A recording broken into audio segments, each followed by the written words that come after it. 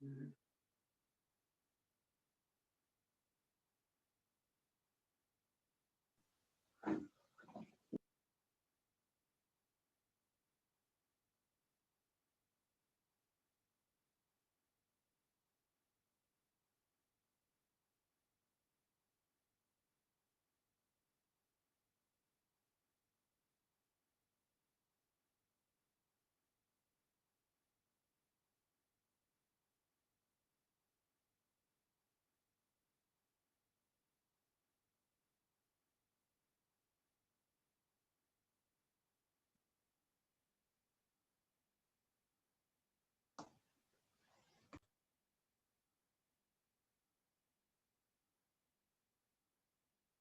alguém tiver uma questão que queira pôr, aproveita agora.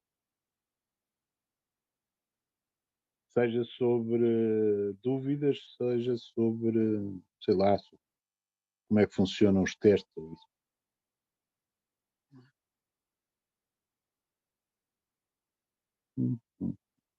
Boa tarde, professor. Boa tarde. O professor pode fazer o exercício 23 da ficha de integração? 23 da ficha de integração. Só saber.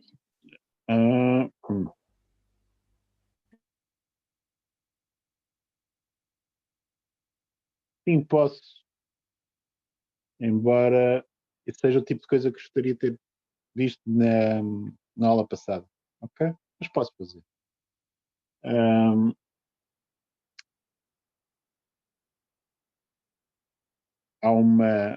Demora pouco tempo a explicar aquilo que é a dificuldade óbvia sobre o exercício. Okay?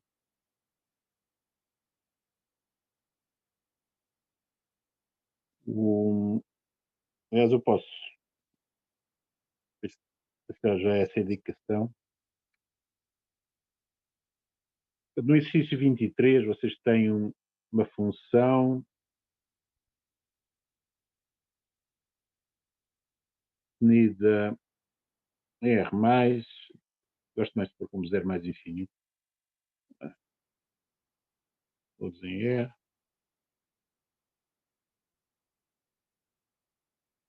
É definida à custa de um integral. O integral entre 1 sobre x e 1 sobre x quadrado de f de tx. Está a se integrar em ordem a t. Okay? A primeira coisa que se diz é justifique que f é diferenciável em R+. O vosso problema, olhar para isto, é que vocês não sabem derivar integrais em que a vossa variável também aparece na função integranda. Okay? Portanto, a variável da função definida pelo integral. No entanto, é relativamente fácil transformar este integral noutro em que o x não está na função integranda. Como?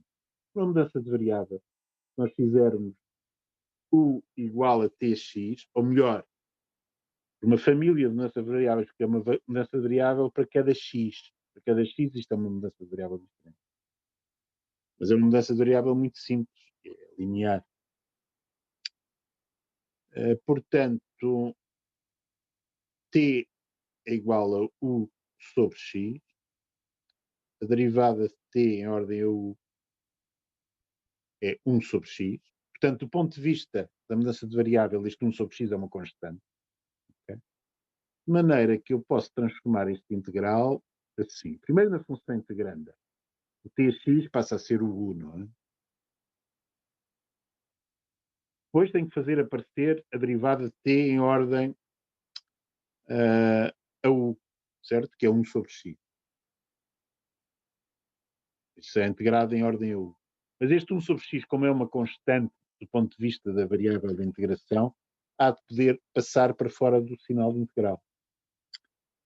Depois tenho que ver o que é que se passa com os limites de integração na nova variável u. Se eu tinha t igual a 1 sobre x,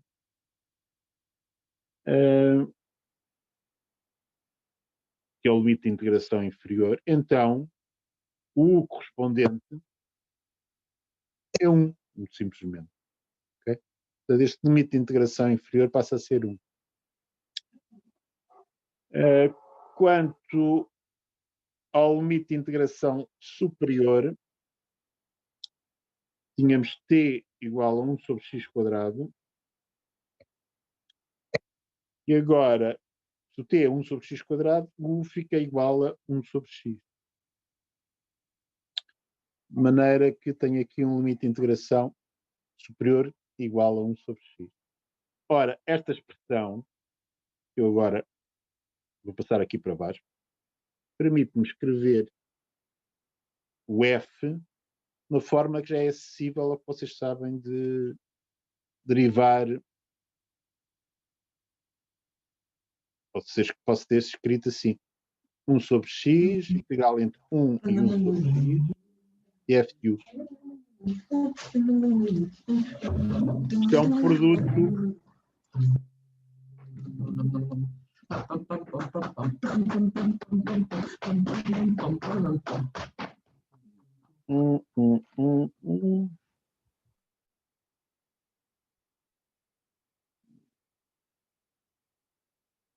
Não sei quem é que fez o rap em segundo plano, mas estava engraçado. Bom, portanto, tirei o som a todos, vocês esquecem-se. Bom, e agora tenho o produto das funções que são diferenciáveis, 1 sobre x, e a composta de um integral indefinido com a função 1 sobre x. Portanto, é perfeitamente diferenciável. O que é a derivada? A derivada vai ser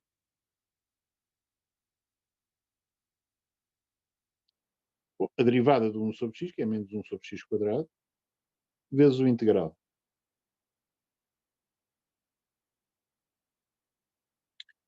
Mais 1 sobre x, vezes a derivada do integral. Ora, a derivada do integral vai dar a derivada do limite de integração superior, que é menos 1 sobre x quadrado,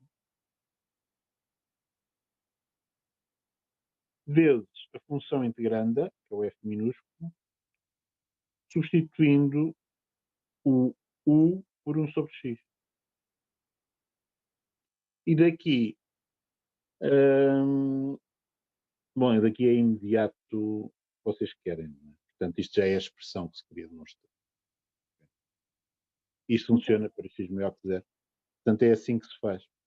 Ou seja, este exercício, a dificuldade que tem é vocês porem isto num formato de integral em que sabem fazer a diferenciação.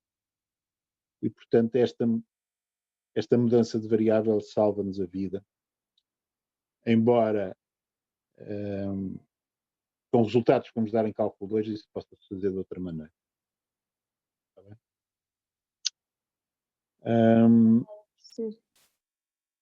Bom, mas, portanto, vamos começar a aula propriamente dita, com 3 minutos de atraso, porque isto aqui era da matéria da aula passada, de facto. Ok? Hoje, portanto, este exercício era teorema fundamental do cálculo, basicamente.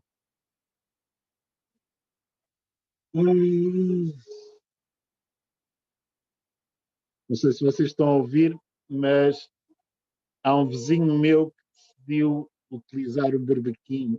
Enfim, espero que modere. Bom, continuamos então. Hoje o que quero-vos mostrar é que podemos estudar funções definidas por integrais, mesmo não sabendo a primitiva das ditas. E há uma série de exercícios que são engraçados de fazer e permitem-nos perceber propriedades da integração e que usam esse tipo de situação. Alguns deles na ficha que têm soluções, de maneira que eu vou tentar evitá-los e fazer alguns que não têm soluções. Está bem? Eu vou apagar isto. Se alguém ainda tiver a olhar para aqui, posso? Ok. Vamos considerar o exercício 34.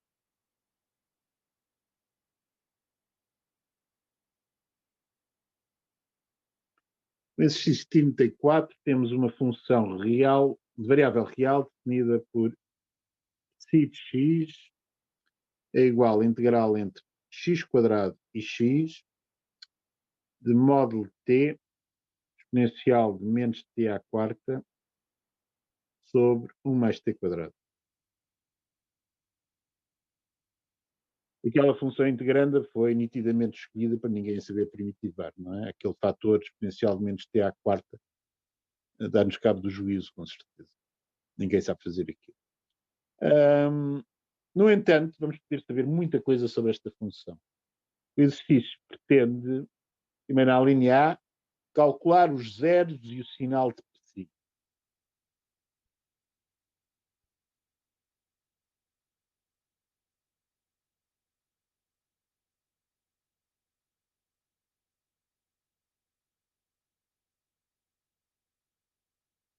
Coisa que se pode fazer graças àquela função integranda que vocês têm ali,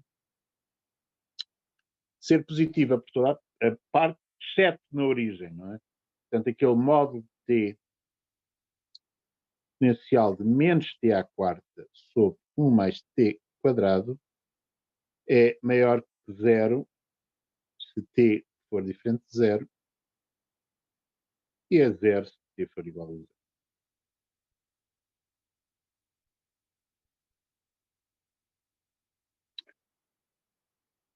E quando nós estamos a integrar funções positivas num intervalo que tenha mais que um ponto, claro, sabemos que o resultado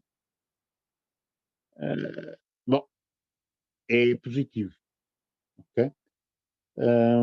Isso é fácil de justificar, por exemplo, quando a função é contínua e positiva num intervalo com mais que um ponto, o resultado do integral vai ser maior que zero.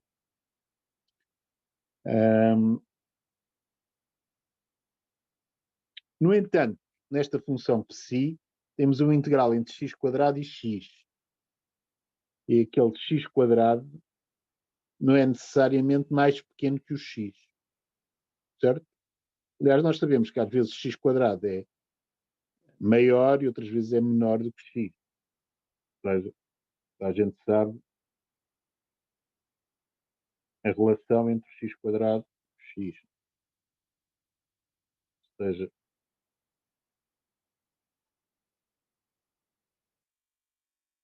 y igual a x², o gráfico desta parábola do costume, y igual a x tem este gráfico.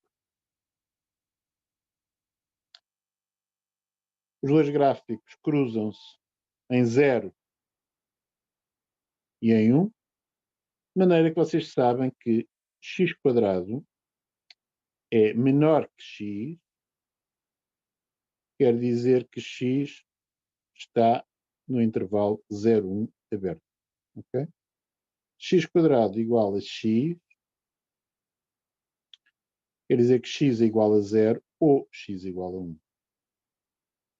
E x² maior que x, quer dizer que x pertence a menos infinito 0, união com 1 mais infinito. Okay? De maneira que naquela definição de psi, se por acaso o x e o x² forem iguais, obviamente que o integral dá 0. Então, temos a assentar isso. Psi de 0 vai ser igual a psi de 1, vai ser igual a 0. Okay? Porque nessa altura x é igual a x². Agora, se x² for maior do que x, a ordem de integração é ao contrário daquilo como começámos a definição de integral. Quando começámos a definição de integral, tínhamos o limite inferior sempre menor que ou igual ao limite superior. Mas quer dizer, dada a definição geral de integral entre b e a ser menos o integral entre a e b, que se x² for maior que x,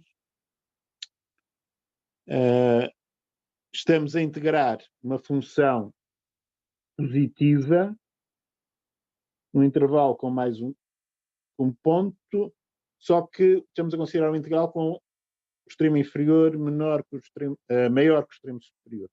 Portanto, x² maior que x vai implicar que psi de x negativo. Ok?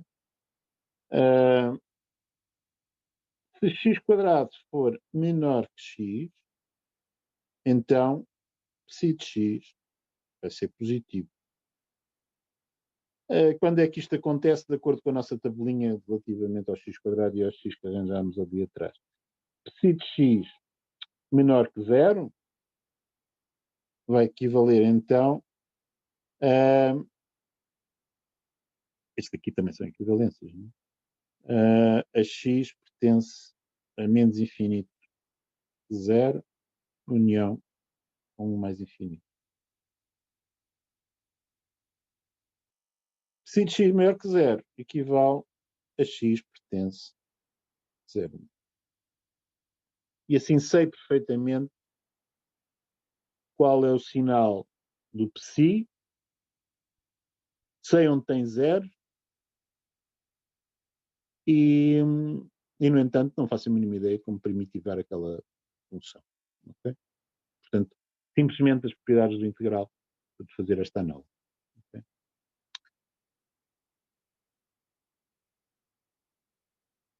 Isto é a linha A. A linha B é, digamos, como se costuma dizer, fia mais fino. Porque temos ali uma majoração misteriosa para fazer para o psi. Okay?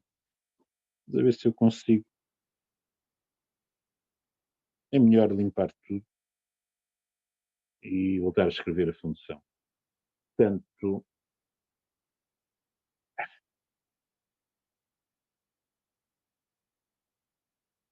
π de x é igual ao integral entre x² e x módulo t exponencial de menos t à quarta sobre 1 mais t².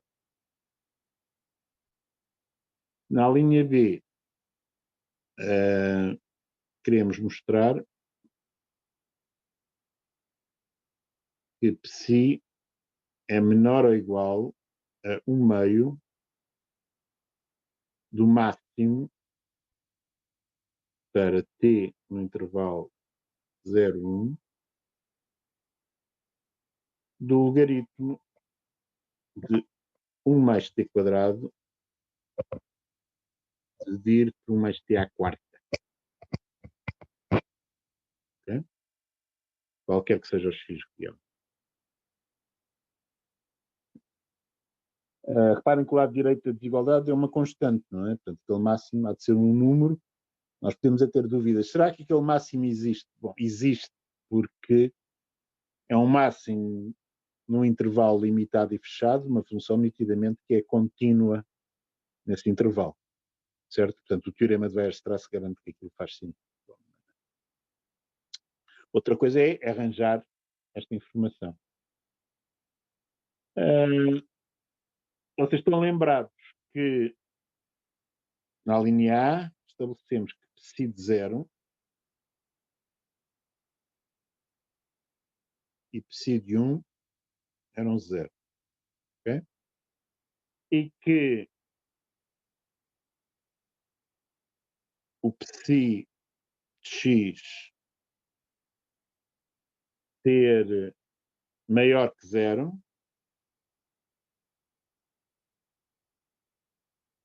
equivalia a x pertencente ao intervalo aberto 0, 1.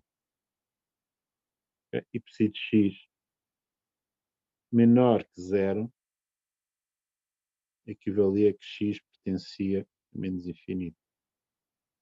0, união com 1 mais infinito. Okay? Na desigualdade que queremos provar, ou melhor, na majoração que queremos fazer, reparem que é o máximo de um logaritmo de 1 mais t² sobre 1 mais t à quarta, quando o t está no intervalo 0, 1.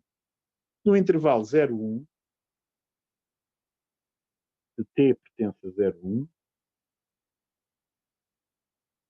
o t ao quadrado é maior ou igual ao t à quarta, certo? de onde 1 mais t quadrado também é maior ou igual a 1 mais t à quarta. Ok? Aliás, só tenho igualdade para t igual a 0 e para t igual a 1. Ok? Nos extremos do intervalo. Portanto, aquele logaritmo, o 1 mais t ao quadrado sobre 1 mais t à quarta, é de certeza 1 nos extremos do intervalo e um número maior que 1 no interior do intervalo 0, 1. Portanto, eu estou a calcular o logaritmo de uma coisa dessas. Portanto, nos extremos do intervalo, o logaritmo dá 0. E dá positivo no interior do intervalo. Portanto, aquele máximo tem que ser um número positivo. Portanto, uma coisa que eu sei é que, portanto, note que o máximo para t pertencente a 0, 1, logaritmo de 1 mais t quadrado sobre 1 mais t à quarta, é com certeza maior que 0. Ok? Estou a considerar o máximo a função que é 0 em 2 pontos e todos os outros é positivo. Ok? Bom, mas isso dá-me, digamos, uma borla aqui para continuar o exercício. Porque o psi, nós já sabemos que é negativo para todos os x em menos infinito 0 e em 1 mais infinito. Ok? Portanto, bom, e em 0 e 1 também é 0. De maneira que para x pertencente a menos infinito 0 união com 1 mais infinito, a majoração é verdadeira.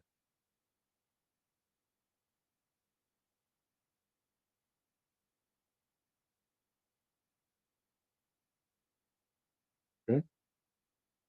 Portanto, aqui não temos que fazer nada de especial. Portanto, só tenho problemas quando o x está entre 0 e 1. Ok?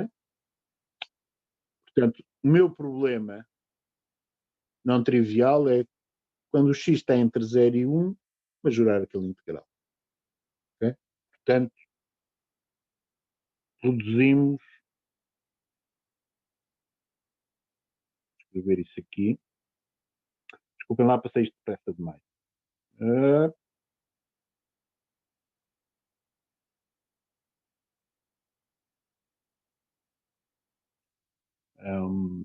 Portanto, vou escrever um bocadinho da conclusão. Reduzimos o problema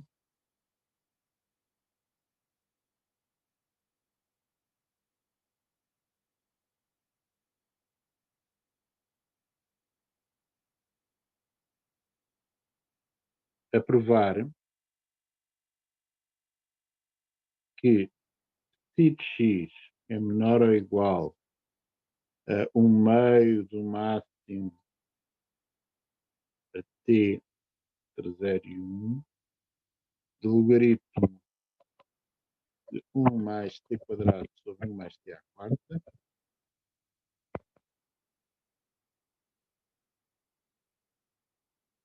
para x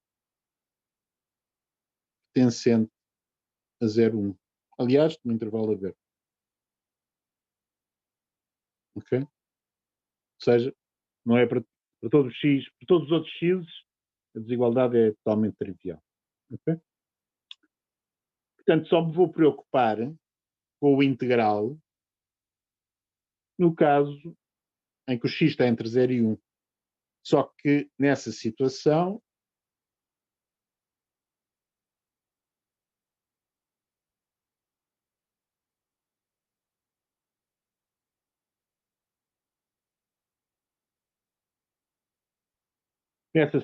para já o x quadrado é mais pequeno que o x, certo? E eu até consigo calcular o integral. Bom, reparem que parece-me ali logaritmo de 1 mais t quadrado sobre logaritmo de 1 mais t à quarta. Se por acaso vocês se livrassem daquela exponencial que está na função integranda, e aqui é preciso ter olho para nos lembrarmos disso, ficamos com módulo t, mas reparem, como estamos a integrar no intervalo 0, 1, eu até nem preciso considerar módulo t, basta-me pôr t, não é? Portanto, posso dizer é que aí psi de x é igual a isto. Tem um módulo no t, ok? Portanto, se eu majorar a função integranda deitando fora a exponencial, que é perfeitamente legítimo, aquela exponencial só toma valores menores ou iguais a 1, portanto, exponencial de menos t à quarta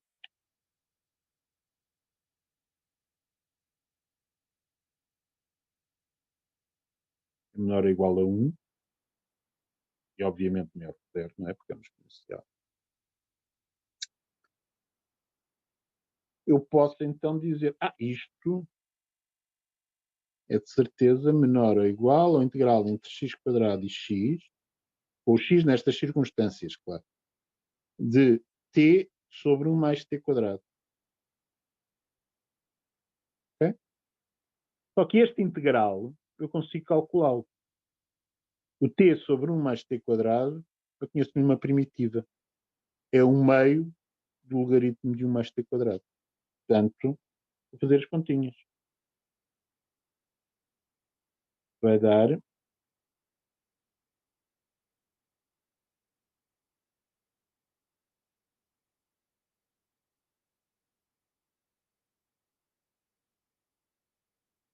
a calculado entre t igual a x quadrado e t igual a x.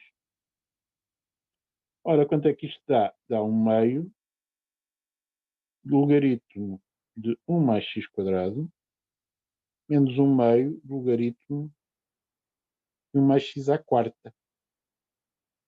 Pelas propriedades dos logaritmos, isto é 1/2 do logaritmo de 1 mais x quadrado a dividir por 1 mais x à quarta. Ok? Bom, e isto é menor ou igual, obviamente, ao seu máximo.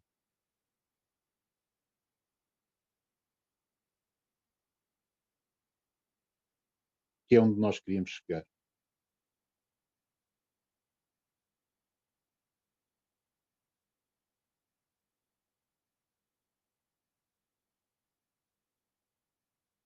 A única diferença em relação à expressão que vocês têm lá em cima azul é que aqui tenho x, lá em cima tenho t, mas é exatamente a mesma coisa, não é?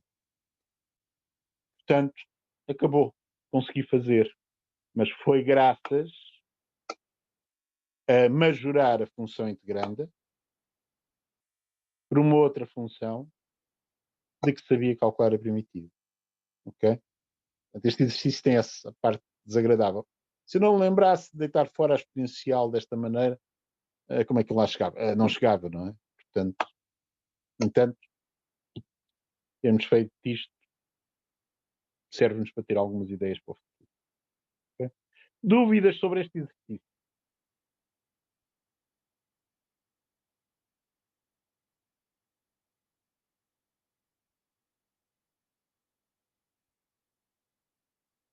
Bom, se vocês não têm dúvidas, vamos a outro.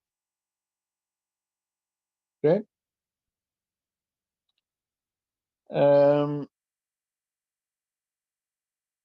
Que vai ter um aspecto completamente diferente, portanto as contas serão muito mais simples, aparentemente, mas que é sobre o mesmo mote, ou seja, estudar uma função definida sobre um integral que também não sabemos calcular, só que aqui há uma função desconhecida, mas de que sabemos umas quantas propriedades. Exercício 35.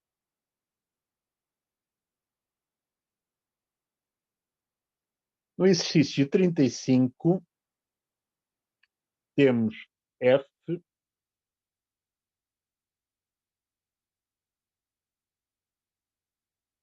é uma função definida em R,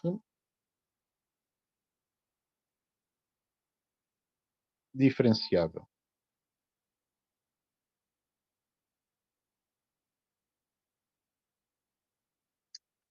Que verifica f de x menor que 0 e f' de x menor que 0, qualquer que seja o x real. Okay? Geralmente nós costumamos fazer coisas com funções positivas. Agora é negativa e tem derivada negativa. Okay? Consideramos uma outra função definida à custa desta, chamamos g,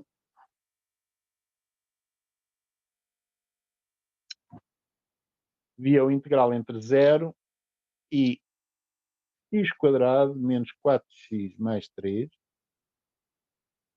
do f. Okay? Portanto, é composta de um polinómio de segundo grau com o integral indefinido do f. E vamos querer estudar o g. Isto na linha A determina os intervalos em que g é monótona, os seus pontos de máximo ou de mínimo e as raízes da equação g de x igual a 0. Estuda ainda o sentido da concavidade do gráfico de g. Coisas que vocês sabem, normalmente vocês fazem calculando a primeira e a segunda derivada. É a parte destas coisas que é pedida, com a primeira e a segunda derivada de g. Para calcular os zeros, a história é diferente. Não é? Para calcular os zeros de g, o integral tem que ser 0. Mas como o f é negativa por toda a parte, e é contínuo, bem, mesmo que fosse só negativa por toda a parte também é verdade. Para o integral dar 0, há uma única possibilidade, é o x quadrado menos 4x mais 3 ser igual a 0. Portanto, vamos começar por essa questão, que é puramente algébrica. Como f é menor que 0, para g de x ser igual a 0, devemos ter x quadrado menos 4x mais 3 igual a 0. É meio agradável equação de segundo grau. Okay?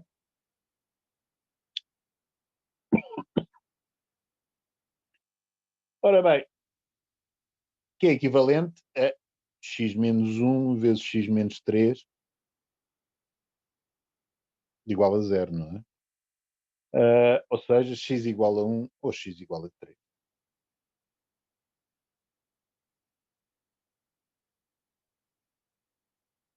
Como é que arranjei o 1 e o 3?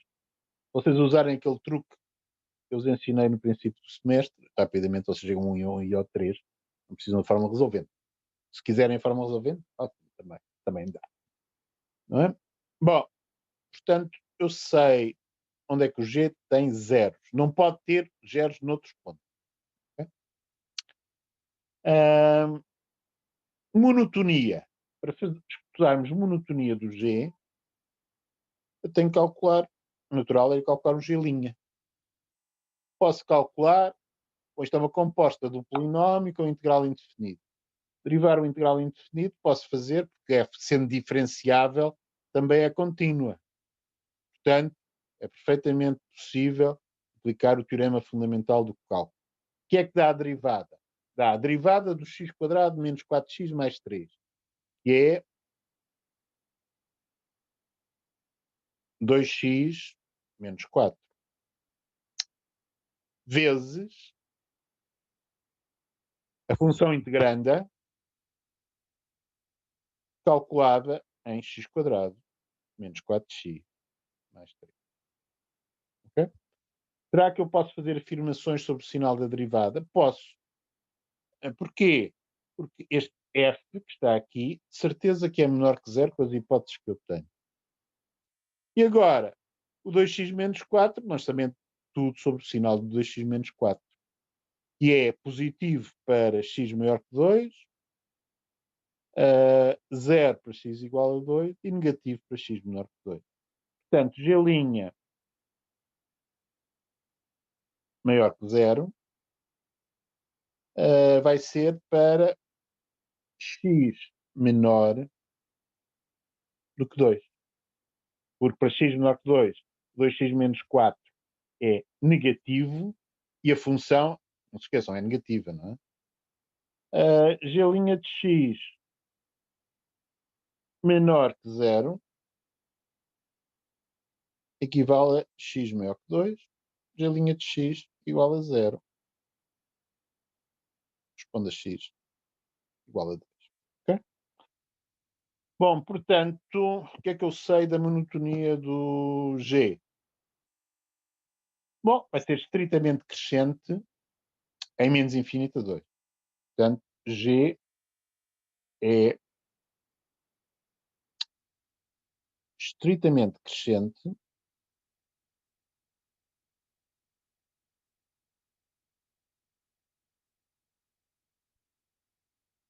em menos infinito a 2.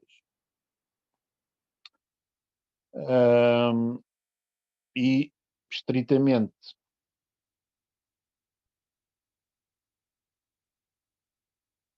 decrescente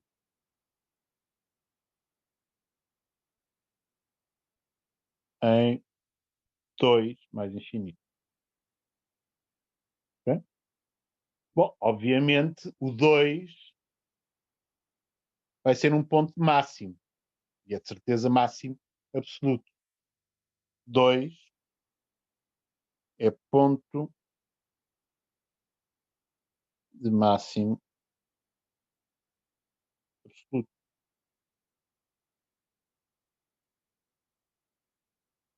Quanto é que vale o máximo?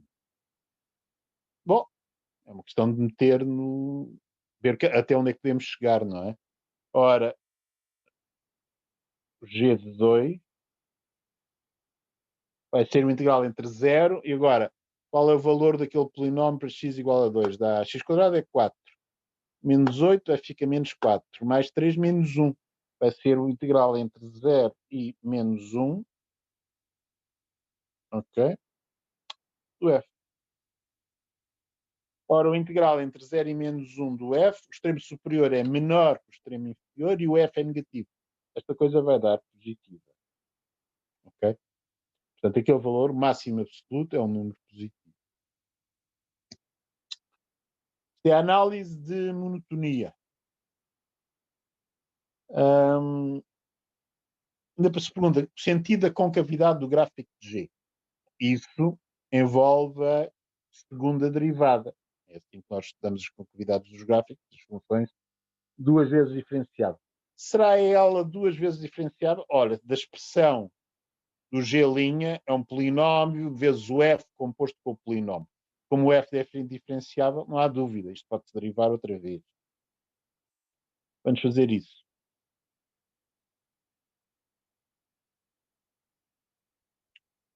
Aqui de outra cor.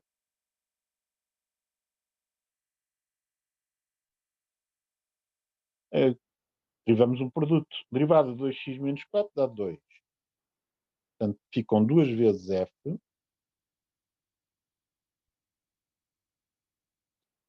Depois ficou 2x menos 4.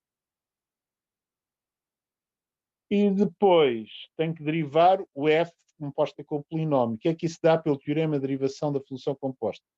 Dá o f' em x² menos 4x mais 3, vezes a derivada de x² menos 4x mais 3, que nós já tínhamos calculado, não é? Exatamente o 2x menos 4. De maneira que aparece um segundo fator 2x menos 4 nesta parcela. Fica 2x menos 4 ao quadrado, que é simpátrico, sabemos que isso fica sempre positivo ou nulo em 2. Okay? Portanto, a expressão da segunda derivada tem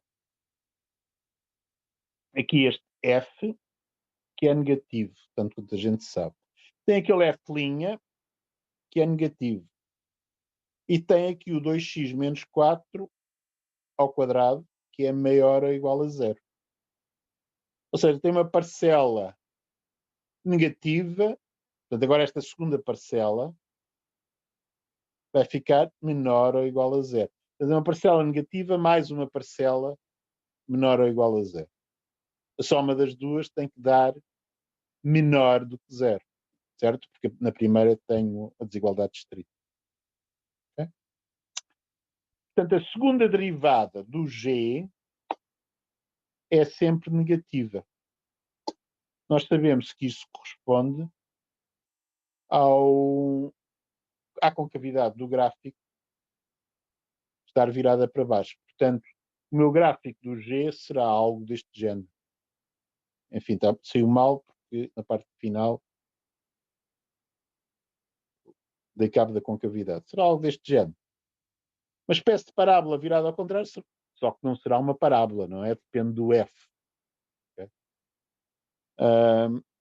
Mas qualitativamente temos algo deste género. E, aliás, até posso dizer que aqui será 1, ali será 3, ali será 2, não é? Portanto, tem um máximo no 2. Pus o eixo no sítio errado, não é? Portanto, o eixo será ali. Portanto, os zeros são no 1 e no 3. E o máximo está exatamente a meio no 2. Okay? Bom, isto resolve completamente a linha A. O que é que se passa quanto à concavidade do gráfico? Crescimento e zeros. Na linha B, são feitas duas perguntas. A função G é majorada. Bom, mas esta, se é majorada, isso é trivial, já descobri que tem um máximo absoluto no 2, não é? Portanto, é majorada. Minorada. Ora, eu olho para ali e não parece ser, mas tenho a certeza. Bom, reparem que a questão, intuitivamente, nós sabemos da concavidade do gráfico e do crescimento, apetece-nos responder que não será minorada. Mas uma coisa é isso, outra coisa é provarmos isso. Com rabiscos, como eu fiz, é bom para dar ideias, mas provar alguma coisa não é assim muito sólido. Portanto, teríamos que demonstrar que a função não é minorada. Ok? Portanto, isso dá um bocadinho mais de trabalho. Vamos apagar isto tudo. Só que eu vou precisar de algumas coisas. Ok?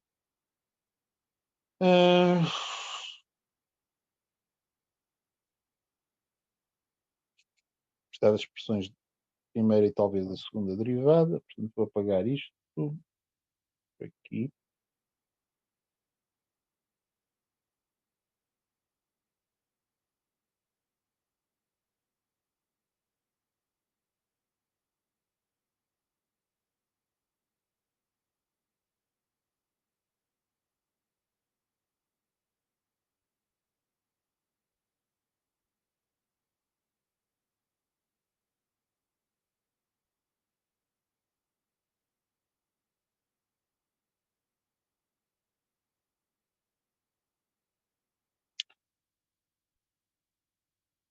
Ok?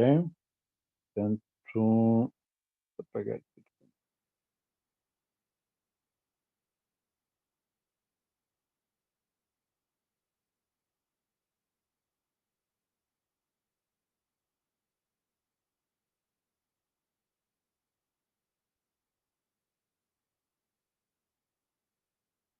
Como é que podemos provar que não é minorada? A ideia, em termos gráficos, vai ser esta. Peguem no que é que se passa ali no 3. Não consegui apagar o. Não consegui.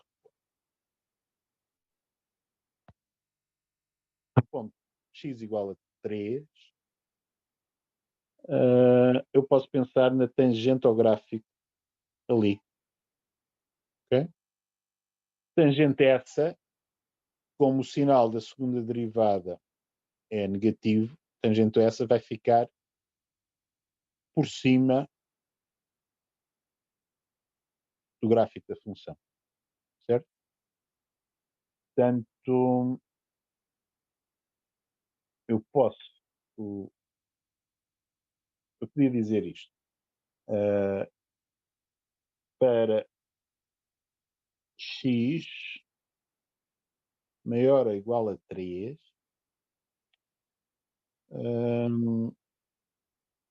g de x menos g de 3 é o integral entre 3 e x g', certo? Isto simplesmente pela regra de barra. Okay? O G3 é 0, não é? Integral em 3 e x, portanto, não se esqueçam que eu estou a supor aqui que o x é maior ou igual a 3. Okay? Mas, como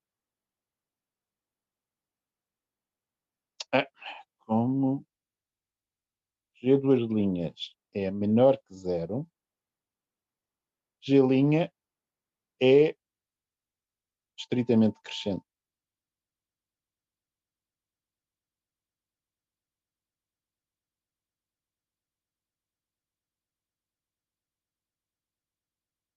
E, portanto, esta função integrante, aquele G' de t que ali está, vai ser menor ou igual ao G' de 3. Certo? Portanto,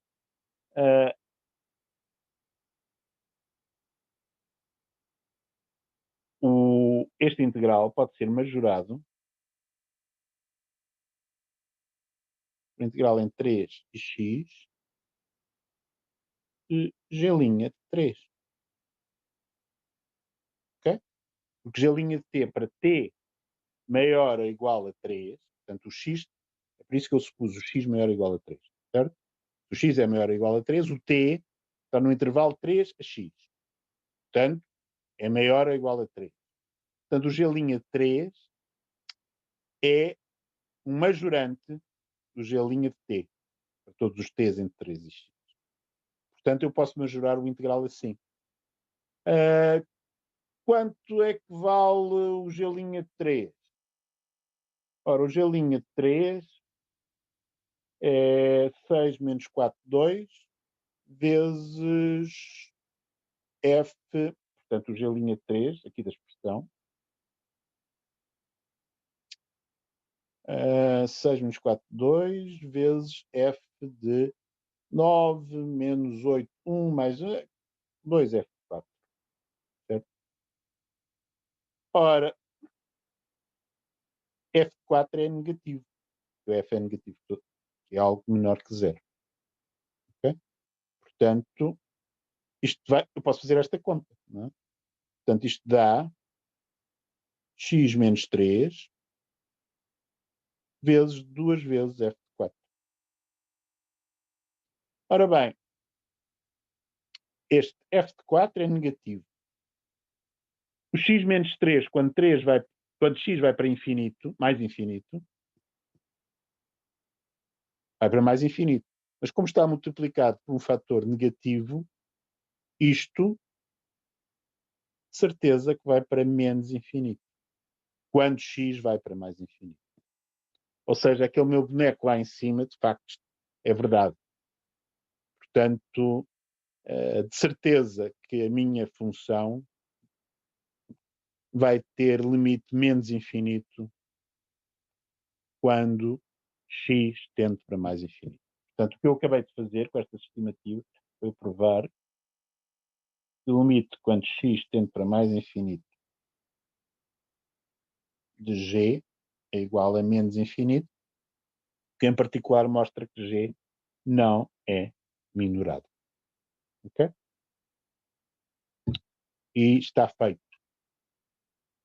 Dúvidas? Professor, aí não se podia logo dizer que galinha de T para X. Ok, mas é. Ok. São variáveis diferentes, já compreendi. Ok. Mas outra coisa, o teorema de Weierstrass não diz que uma função contínua tem de ter um mínimo e um máximo intervalo, como esta é contínua. No intervalo limitado e fechado. Ok, é verdade. Sim. Pois, Esta aqui está definida em R, não é? Não dá, então.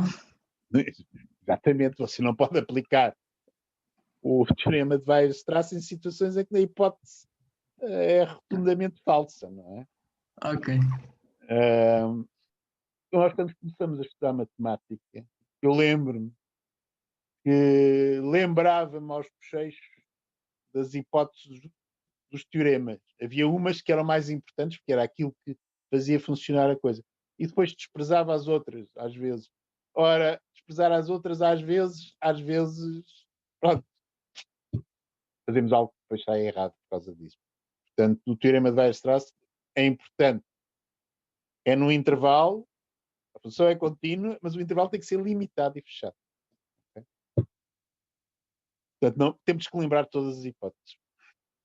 Bom, mais coisas. Ainda temos meia hora, portanto ainda dá para mais um, pelo menos. Não é?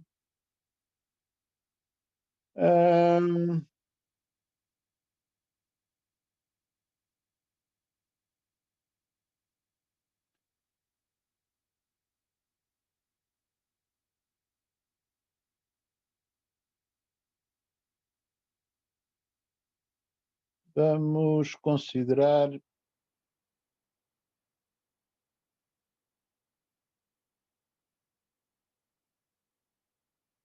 alguém sugere algum exercício ou não? Ou então vou fazer ou 36 ou 37.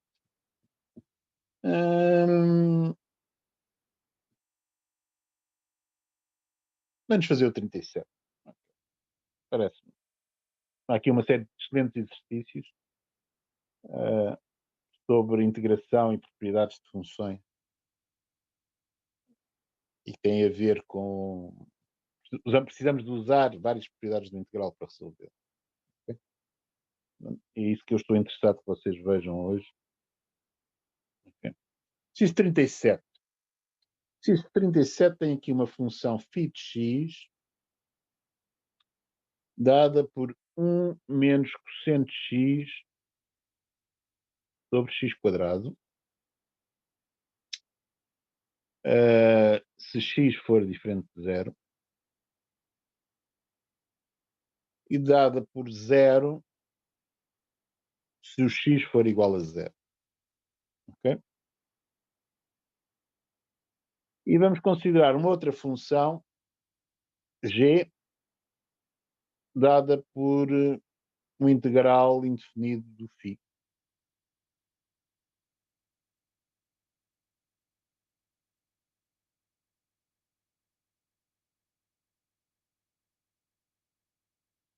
Este é um bom exercício também porque temos aqui um integral indefinido de uma função φ. O teorema mais importante que vocês viram sobre os integrais indefinidos é o teorema fundamental do cálculo. Okay?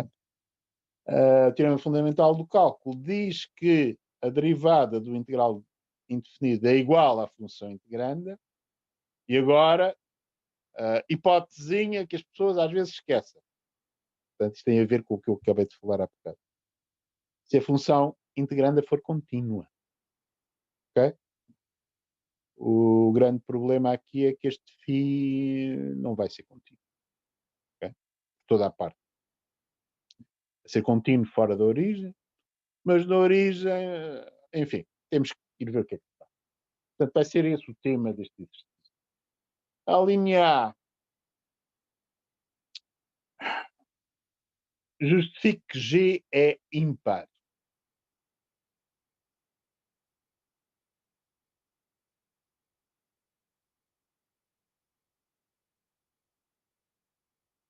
Bom, G ser ímpar.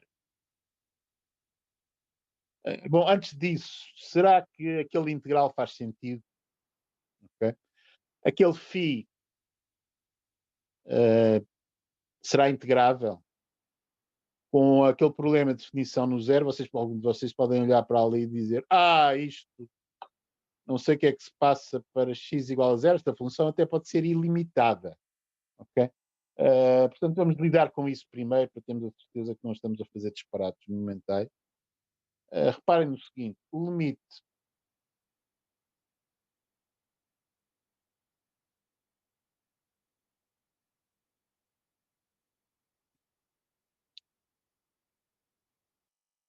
quando x tende para zero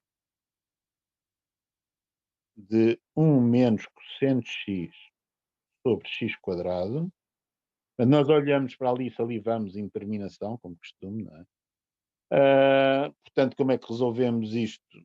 Bom, regra de Cauchy, derivada do numerador vai dar cosseno de x, derivada do denominador 2x, ok, seno de x sobre x tende para 1, não é? Portanto, este limite é 1 meio. Okay? Portanto, o limite quando x tende para 0, por valores diferentes de 0, de φ, é igual a 1 meio, que é diferente de 0, que é o φ de 0. Okay? Portanto, este φ não é contínuo em 0.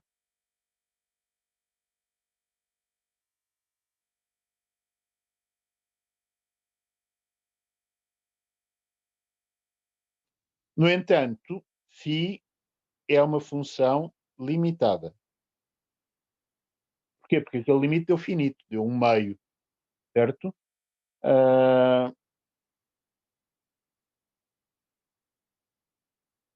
Bom, e outra coisa, não é? Limitada em R, porquê? Porque o limite, quando x tende para mais ou menos infinito do φ, vocês podem verificar facilmente que é zero, certo? Porquê? Porque 1 menos cosseno de x em módulo é menor ou igual a 2, não é? E aquele x quadrado vai tender para mais infinito, quando x vai para mais ou menos infinito. Portanto, isto é uma função com limite 0 nos infinitos, limite 1 meio para 0 e é contínua em R menos 0. Okay? Facilmente vocês justificam que a função é limitada. Okay? Se quiserem fazer formalmente, precisarão do nosso velho amigo Weierstrass, nos intervalos limitados e fechados convenientes, e da definição de limite no mais infinito e no zero, para lidar com o que se passa perto, tanto do infinito como do zero. Reparem que a função φ é par, de maneira que, se quiserem formalizar isto, basta fazer para x maior ou igual a zero, para menor que zero é grátis. Ok? Bom, portanto, o φ é um cidadão que pode ser integrado sem quaisquer problemas. Ok? Bom, agora passemos à história de provar que o φ ser integrado, podemos pensar em integral, ser limitado. No entanto, não é contínuo num ponto. No entanto, nós acreditamos que uma função limitada, que não é contínua num ponto, é integrável. Okay? Vocês podem usar a definição de integral para justificar isso. Okay? Tem que arranjar uma partição em que um dos subintervalos determinados pela partição cubra o ponto que vocês têm a descontinuidade e fazem esse intervalo que ser cada vez mais pequeno e conseguem mostrar que o supremo das somas superiores e o supremo das somas inferiores e o ínfimo das somas superiores são de facto iguais. Okay? Foi uma coisa que não chegámos a fazer na aula teórica, mas acreditamos nisso. Portanto, esta função é integrável em qualquer intervalo limitado que vocês considerem. O zero pode estar dentro desse intervalo, mas isso não constitui um problema, porque é um ponto único onde vocês não têm continuidade. E, como eu disse, a função é contínua em todos os outros e é limitada. Okay? Portanto, estamos em situações em que podemos integrar à vontade. Bom, mas agora queremos justificar que G é ímpar. Portanto, voltemos à linha A propriamente dita. Eu achei que Por razões de honestidade, tínhamos que olhar para ver se o integral fazia sentido primeiro. Não é nada. Pois bem, o que é uma função ser ímpar? Para já é ter um domínio que seja simétrico em relação à origem. Portanto, se está lá x, também lá está menos x, sempre. E depois, o valor em menos x é menos o valor em x. Pois bem, então o que eu tenho que fazer é pegar no g de menos x e verificar se me dá menos g de x. Ora, isto é igual ao integral entre 0 e menos x de φ de t dt. Eu agora quero transformar isto no g de x, relacionar isto com menos g de x, que é menos o integral entre 0 e x de φ de t. Ok? Bom, o que ocorre como natural fazer é uma mudança de variável. Ok? Se eu trocar t por menos t, fazendo essa mudança de variável, portanto, ou seja, faça u igual a menos t, a derivada de t em ordem a u será menos 1. Ok? O que é que acontece a este integral? Bom, o 0 continua a ser 0, o menos x passa a x. E o φ passa a φ de menos u. E depois tem que multiplicar pelo menos 1. Okay? Isto é quase o que eu quero. Okay? Mas não é bem. Porquê? Porque tem ali o menos u. No entanto, φ, como é fácil de reconhecer, é uma função par. Porquê? Porque o cosseno é par e tem aquele x quadrado em baixo, não é? Portanto, este integral é igualzinho ao integral de φ de u, e aquele menos 1 posso passar para fora. Deu. E isto é exatamente o menos g de x. Ok? Portanto, eu fiz aqui em cima, por cima desta linha, dá-me a justificação que o g é ímpar. Okay?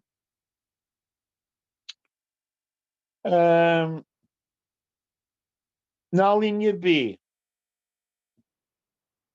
queremos determinar o g' de x para x diferente de 0 e ainda g' de 0. Ok. G' de x, nós temos um problema aqui, não é? O problema é que tenho uma função que não é contínua e quero calcular a derivada do seu integral indefinido. Certo? Okay. Vamos fazer um truquezinho que resolve esse problema das hipóteses não serem satisfeitas pelo φ, das hipóteses do teorema fundamental do cálculo. Bem, primeiro vou supor que x é maior do que 0. Eu estou a fazer a linha B, seja x maior do que 0. Ok?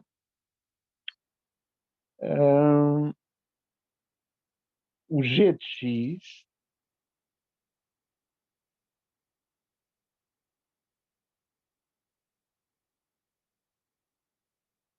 pode ser escrito como o integral entre 0 e 1 do φ mais o integral entre 1 e x do φ. Certo? Usando aquela propriedade da aditividade relativamente ao intervalo de integração. Certo? Isto é verdade. Só que reparem numa coisa. O integral entre 0 e 1 do φ é uma constante. Portanto, quando eu derivar do lado direito este g, derivando do lado direito do que está aqui, a primeira parcela é uma constante, portanto vai dar 0. Segunda parcela tem um integral entre 1 e x, só que entre 1 e x, como eu estou a supor x maior que 0, estou num intervalo será entre 1 e x maior do que 1, ou entre x e 1 com x menor do que 1, mas maior que 0. Será sempre um intervalo onde o φ é contínuo. Okay? Portanto, para este integral, as hipóteses do teorema fundamental do cálculo funcionam. Aquele φ é contínuo entre 1 e x. Okay? Em todos os pontos. Entre 1 e x, incluindo 1 e incluindo o x. Certeza. Se eu supuser que o x é maior que 0. Portanto, assim, eu posso chegar aqui e dizer, isto vai dar φ de x. Está feito. Ok? Bom, ora, quem fez isto para x maior que 0, também faz para x menor que 0. E dá exatamente a mesma coisa. Como era de esperar. Okay? Portanto, na linha B, eu descubro que g' de x é igual a φ de x, se x for diferente de 0. Okay? O meu problema é calcular a derivada em 0. Okay? Como é que eu vou fazer isso?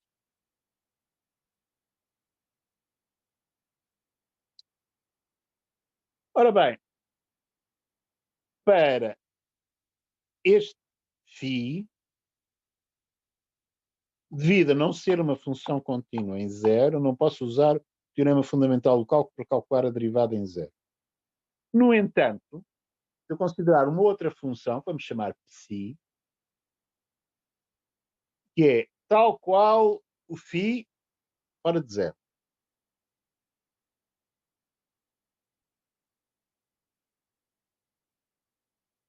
Mas em 0 vale o limite que eu calculei, que é 1/2.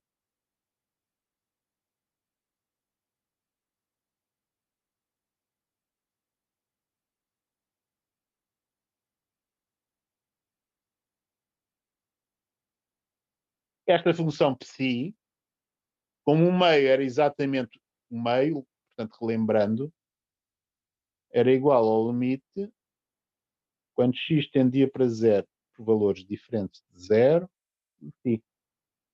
Certo? De maneira que esta função psi é contínua por toda a parte.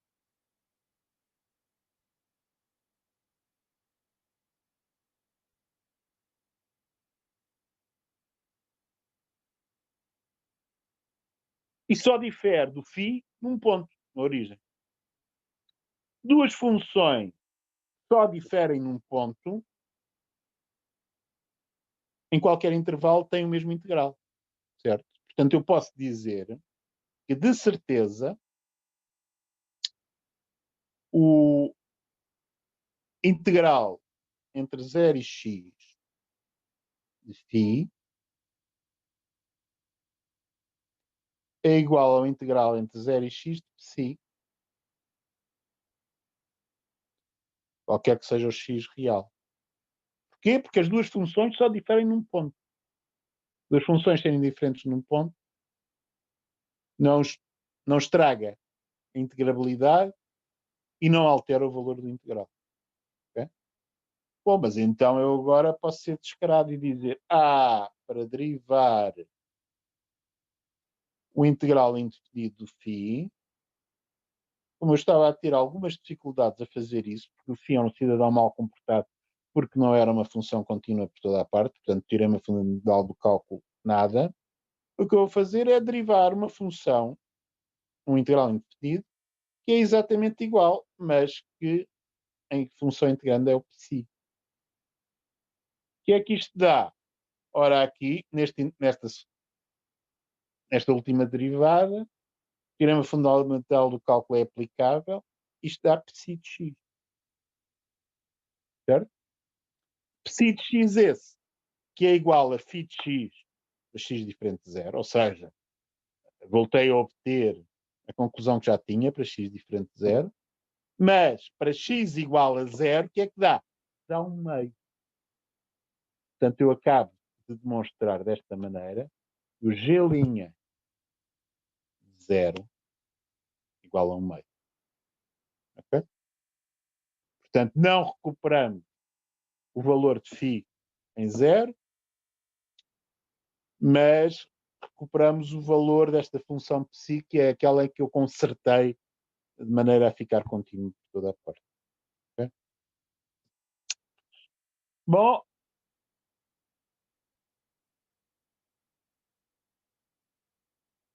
a linha C indica as abscissas dos pontos onde o gráfico de G tem tangente horizontal. Obviamente, a gente sabe que isto é os pontos onde a derivada de G é 0, certo? Portanto, na linha C,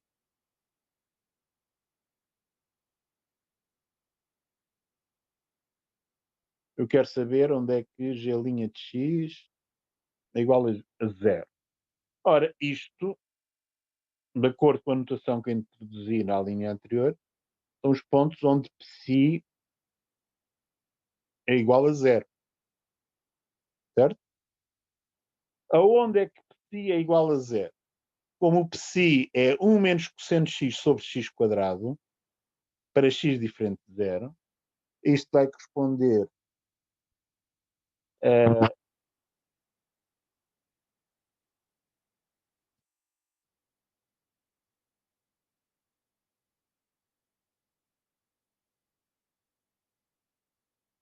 dizer eu que isto vai corresponder aos pontos onde 1 menos cosseno x é 0,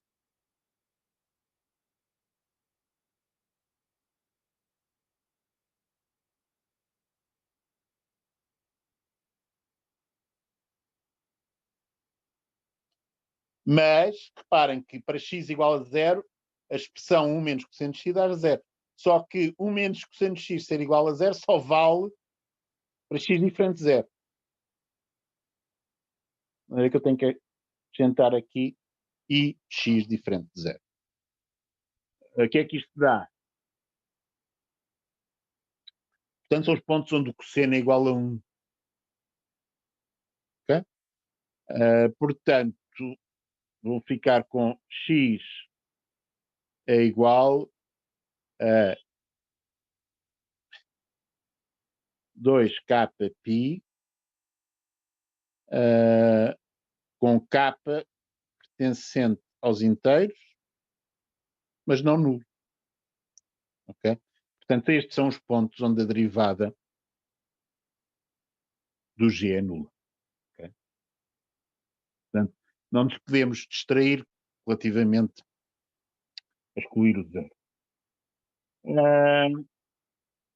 Pede-se uma outra coisa nesta linha, que é justifique que G é estritamente crescente. Ora bem, o G'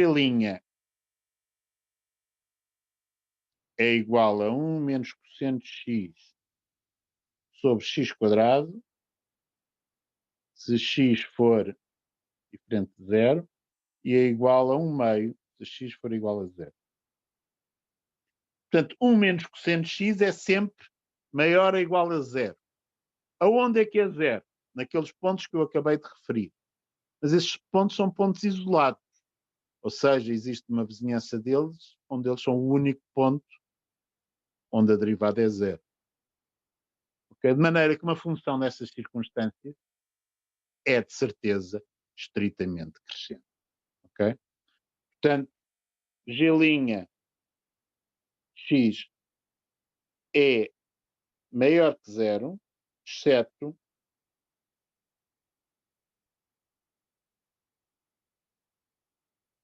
em pontos isolados.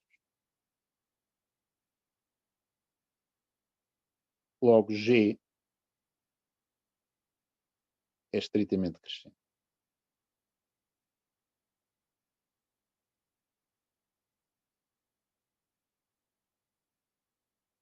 Okay? Vocês podem duvidar desta afirmação sobre G' é maior que 0, exceto em pontos isolados, logo G é estritamente crescente. Suponham por um momento que não era estritamente crescente. Se não fosse estritamente crescente, havia 2 pontos onde G tomava o mesmo valor. Mas então, aplicando o teorema de Rolle, haveria um ponto entre os dois onde a derivada seria nula. Ok? Vocês pensarem um bocadinho, verificam, e na situação que têm, conseguem excluir completamente essa possibilidade. Ok?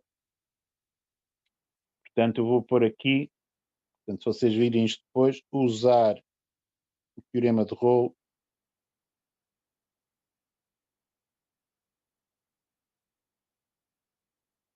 para justificar.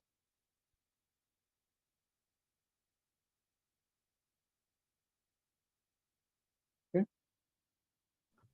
Espera aí, professor, mas há pontos onde a derivada é nula. E há pontos onde a derivada é nula. Mas pensemos um bocadinho. Suponha, portanto, esses pontos que eu tinha por este raciocínio só poderiam ser desses. Certo? Sim. Ok? Bom, então, os pontos que eu tinha escolhido onde a função tinha o mesmo valor, um era menor do que um destes pontos e o outro era maior. Sim. Certo? Sim. Portanto, um era menor que um certo múltiplo de 2π e o outro era maior. Ok? Bom, agora volte. Portanto, você arranjava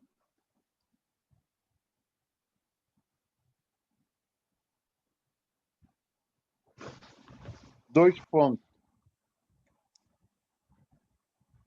onde a função tinha o mesmo valor. Okay?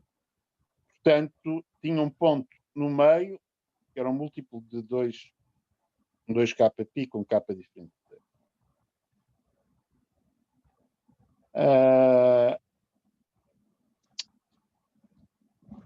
Bom, mas se agora tinha o mesmo valor nestes dois pontos, como o G' é maior ou igual a 0, no 2kπ também tem o mesmo valor. Certo? Sim. Portanto, obtemos anteriormente. o raciocínio com este e com aquele. E arranjava aqui um outro ponto. Se o seu 2kπ for o menor 2kπ maior do que este, arranjava aqui um outro onde a derivada era nula. Já não fazia parte da lista dos 2kπ. Okay? Então é porque há infinitos pontos onde a derivada. Você consegue arranjar mais pontos, cada vez mais. Okay? Portanto, se os dois pontos onde tinha valores iguais não tivessem nenhum 2kπ pelo meio, assunto arrumado. Se têm 2kπ pelo meio, você tem que dizer, bom, como a derivada é maior ou igual a 0, a função tem que ser crescente, mas não necessariamente estritamente crescente. Okay? Mas nos extremos temos valores iguais, então a única possibilidade que temos é da função ser constante. Não é? Aliás, devia de logo acabar assim. Certo? Mas os pontos dos extremos não. Linha é maior ou igual a 0. Isto quer dizer que a função é crescente. Se temos dois pontos com valores iguais, ok?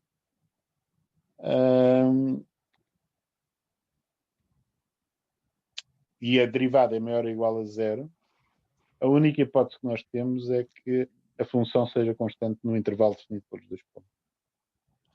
Sim, Okay? Isso faz bastante sentido. Ok. Portanto, despachamos-nos assim, simplesmente. Ok? Bom, claro está que o teorema de Rolle é usado exatamente para estabelecer isto. Que eu acabo de usar. Bom, mas o quê?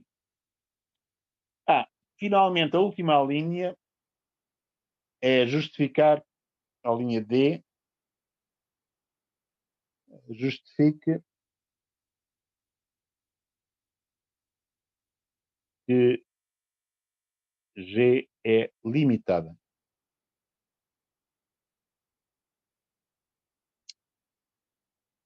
Bom, G a ser limitada,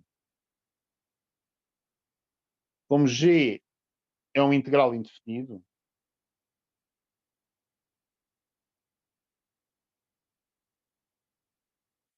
os integrais indefinidos são sempre funções contínuas.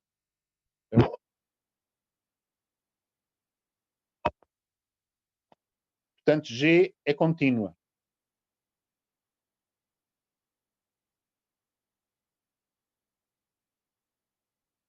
Para provar que é limitada, se vocês provarem que os limites em mais e menos infinito são finitos, depois, usando o teorema de Weierstrass e a definição de limite, vocês conseguem provar que a função é limitada. Ok? Portanto, vamos primeiro fazer isso, provar que o limite em mais infinito é finito. Ok? E depois vamos usar Weierstrass e a definição de limite para concluir. Porquê é que eu posso mostrar que o limite em mais infinito é... Portanto, notem que o G é estritamente crescente. Portanto, o limite quando x tende para mais infinito do G existe em R barra. Ok? Portanto, ou é finito ou é mais infinito. Pois G é estritamente crescente.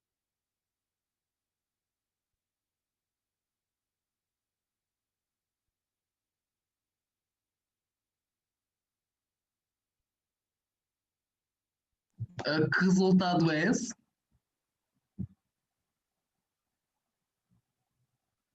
Que resultado é este? Uma das duas, uma. É aquele resultado que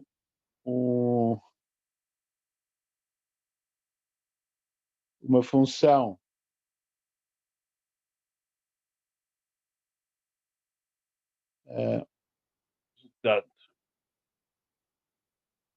vocês conhecem o análogo para sucessões, não é?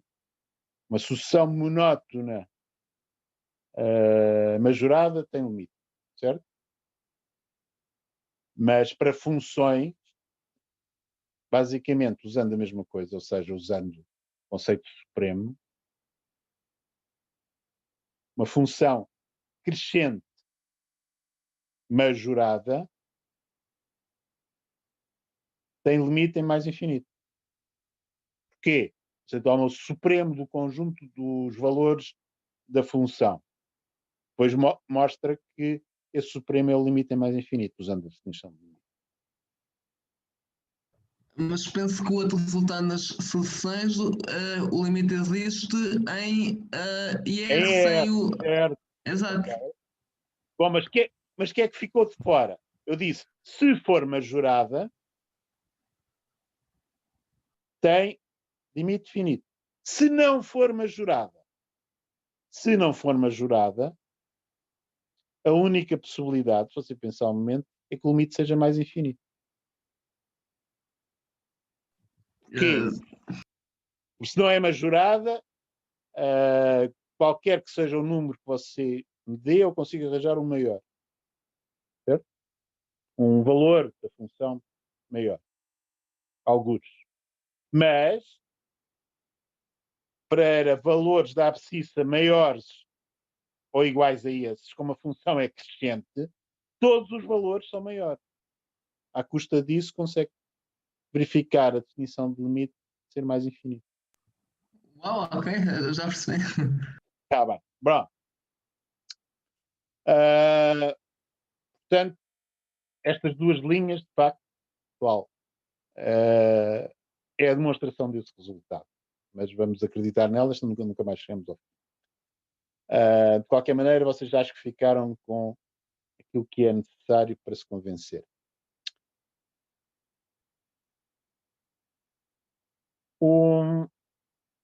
E agora? Bom, agora eu noto que g de x pode ser escrito como integral entre uma coisa que eu já usei para trás, usando a atividade relativamente ao intervalo de integração. Só que agora estou a fazer isto por uma razão diferente. Eu quero não ter o zero. Diferente é relacionado, não quero ter o zero dentro do intervalo de integração, certo? Senão a função porta-se mal.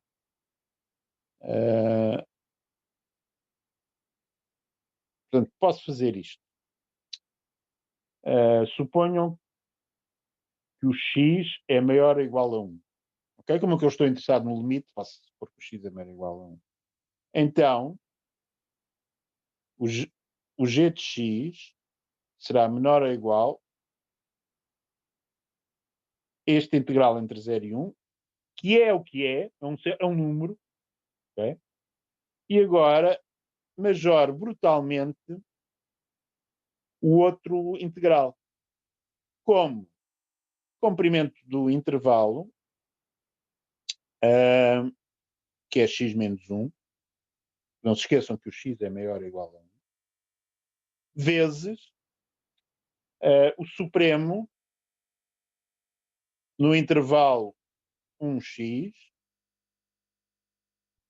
de 1 menos cosseno de x sobre x quadrado. Ok? Ora, 1 menos cosseno de x sobre x quadrado,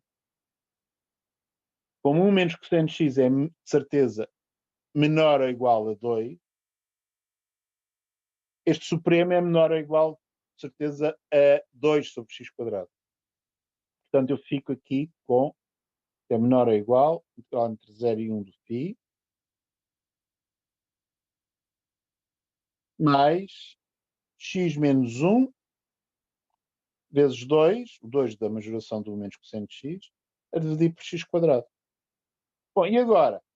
Bom, este x menos 1 vezes 2 sobre x quadrado, isto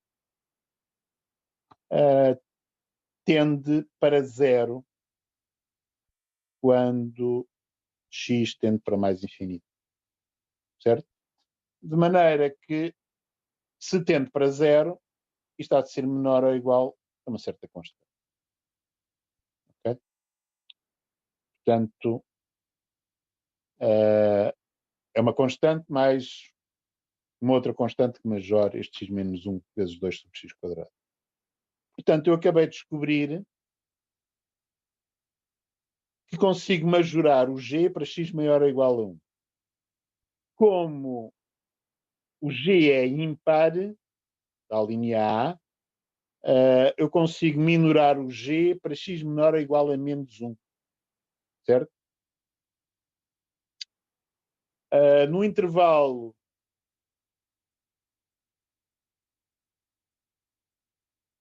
menos 1, 1. Bom, nem sequer precisamos disso. Reparem, estava-me a esquecer de uma coisa, não é? Portanto, a função é estritamente crescente, eu nem sequer preciso de Weierstrass. Okay? Basta-me notar que a função para x maior ou igual a 1 é majorada e para x é menor ou igual a menos 1 é minorada por simetria, por a função ser ímpar. Okay? De maneira que, como já tenho a monotonia, que é estritamente crescente, eu fico com o g ser limitado. Okay? E com isto, o exercício acaba e a aula também. Ok? Portanto, é tudo por hoje. Dúvidas? É que isto ainda faz alguma dúvida.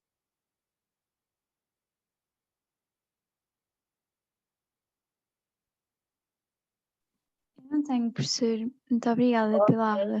Então, Bom fim de semana. até amanhã.